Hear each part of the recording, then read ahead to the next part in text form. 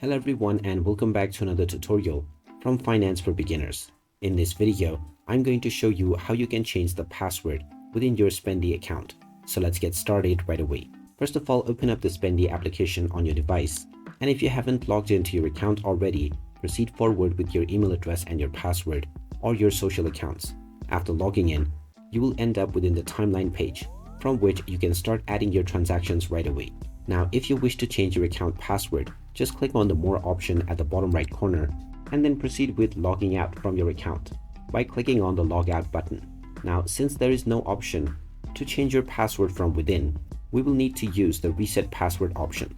So click on Login with Email and then click on Forgot Password. You will now be asked to enter the email address that you used while signing up for your account. So just go ahead and type in this email address and then click on Reset Password. You will now be asked to check your inbox. You can click on Open Email in order to find the email sent by the Spendee team. Once you open this up, just click on Reset Password, and now you will be allowed to set up your new password for your Spendee account right away.